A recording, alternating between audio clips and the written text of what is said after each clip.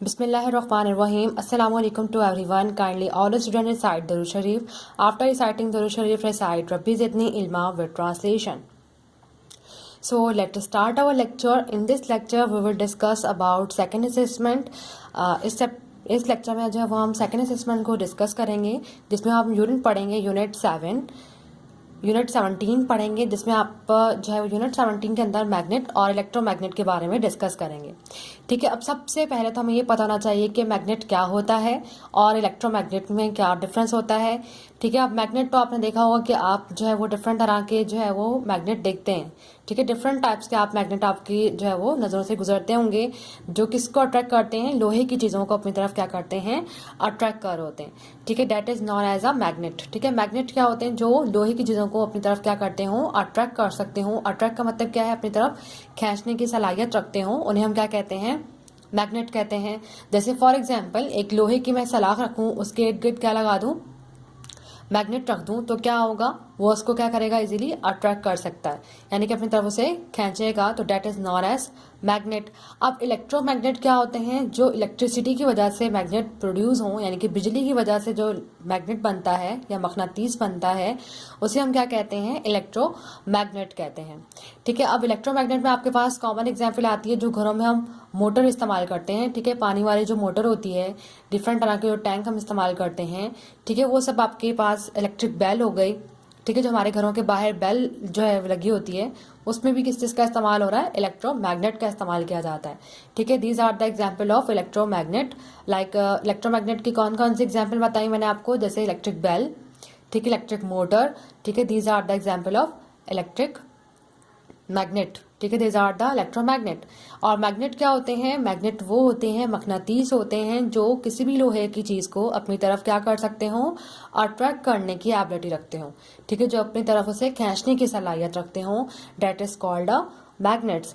So first will discuss about words meaning. पहले तो हम वर्ड्स मीनिंग को डिस्कस करेंगे, फिर वर्ड्स मीनिंग के बाद हम कुछ क्वेश्चन आंसर को डिस्कस करेंगे। ठीक है, क्योंकि आपका ये सेकेंड असेसमेंट का फर्स्ट चैप्टर है, फर्स्ट यूनिट है 17 unit magnet and electromagnets. So number 1 is electromagnet. Electromagnet का मतलब है बिजली का मकनातीस। इलेक्ट्रो का मतलब क्या होता है, बिजली, यानी कि इलेक्ट्रिसिटी का मतलब है बिजली से बना हुआ मकनातीस। मैग्नेटिक फील्ड, जहां मकनातीस की कुव्वत मौजूद हो। ठीक है, जहां मकनातीस की कुव्वत मौजूद हो, इसका क्या मतलब है, यानी कि फॉर एग्जाम्पल एक लोहे की जो है वो मैंने एक रॉड रखी हुई है और उसके पास ही मैंने जो है मकनातीस रख दिया है, तो फौरन से उसको क्या करेगा, अपनी तरफ अट्रैक्ट करेगा। लेकिन एक दूसरे किनारे पर, यानी कि दूसरी तरफ जो है मैंने मकनातीस रखा हुआ है और बहुत दूर ही मैंने क्या रख दिया है, लोहे की सलाख को रखा है, तो क्या करेगा, उसको अट्रैक्ट नहीं करेगा। क्यों नहीं करेगा, क्योंकि जहां तक उसकी कुव्वत होगी, जहां तक उसकी फोर्स होगी, वहीं तक उसको क्या करता है, अपनी तरफ खींच सकता है या उसको अट्रैक्ट करता है। ठीक है, मैग्नेटिक फील्ड क्या है, जहां मकनातीस की कुव्वत मौजूद हो। डायफ्राग्राम, डायफ्राग्राम का मतलब होता है पर्दा या झिल्ली। ठीक है, जैसे आपने फॉर एग्जांपल देखा होगा लाउड स्पीकर्स होते हैं। ठीक है, लाउड स्पीकर के अंदर भी जो है वो इलेक्ट्रोमैग्नेट लगा होता है, उसके ऊपर एक कवर होता है जिसे हम क्या कहते हैं, डायफ्राग्राम कहते हैं। ठीक है, डायफ्राग्राम का मतलब है पर्दा या झिल्ली। हॉर्स शू मैग्नेट, घोड़े की नाल, यानी कि हॉर्स शू का मतलब है घोड़े की नाल, यानी कि घोड़े की जो किनाल होते हैं, यानी कि जो उसके पाँव की शेप का जैसे जो है वो कैसा होता है, वो मैग्नेट की एक शेप होती है, उसे कहा जाता है हॉर्स शू। आयरन नेल्स, लोहे के नाखून या लोहे की जो छोटे छोटे सलाखें होती हैं, सलाखें वगैरह, उसे हम कहते हैं कील वगैरह। ठीक है, उसे कहेंगे आप आयरन नेल्स, लोहे के नाखून। ट्रेस मीन खोज लगाना, स्प्रिंकल मीन छिड़कना, कर्व मीन मुड़ा हुआ, ह्यूज मीन बड़ा, कंपास कुतुबनुमा, सेलर कश्तीबान, टेम्परेरी आरजी, परमानेंट मुस्तकिल, कन्वर्ट तब्दील करना, रैपल रोक देना, पुश धकेलना, पुल खींचना, अट्रैक्ट कशिश, वाइंडिंग समेटना, अटैच जोड़ना, रैप लपेटना, इलेक्ट्रिसिटी बिजली। ठीक है, these are the words meaning जो आपने इस चैप्टर में पढ़ने हैं। ठीक है, जिन्हीं को इन्हीं वर्ड्स मीनिंग को कंटिन्यू करते हुए हम आप जो है वो आगे क्वेश्चन आंसर को जो है वो डिस्कस करेंगे। ठीक है, यहाँ पर अब आ जाते हैं आपके पास क्वेश्चन आंसर।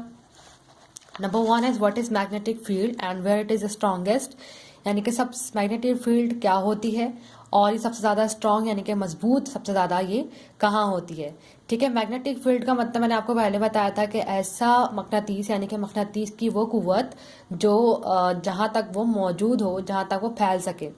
ठीक है, उसे आप क्या कहते हैं, मैग्नेटिक फील्ड कहते हैं।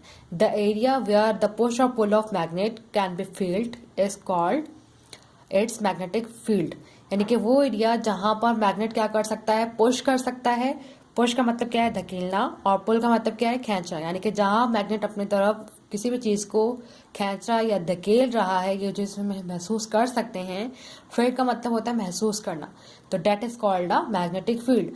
और सबसे ज्यादा स्ट्रॉन्ग कहाँ होगी, at the both end, north end south pole. ठीक है, जैसे कि आप लोगों ने बार मैग्नेट देखा होगा। ठीक है, एक मैग्नेट होता है, उसके दो पोल्स होते हैं, एक नॉर्थ पोल और एक साउथ पोल। ठीक है, नेक्स्ट जो है हम स्लाइड में नेक्स्ट जो लेक्चर होगा उसमें आपको शो किया जाएगा कि किस तरह का मैग्नेट होता है। उसके दो तरह के पोल होते हैं। ठीक है, दोनों पोल्स कौन कौन से होते हैं, नॉर्थ और साउथ पोल। ठीक है, that is called a magnet, जिसे हम बार मैग्नेट भी कहते हैं। ठीक है, I hope you have understand.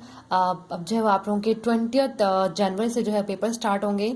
सो अपनी पेपर की प्रिपरेशन करें, और इसको हम यहीं तक रखेंगे। नेक्स्ट टाइम जब आगे से कंटिन्यू करेंगे। Thank you for watching.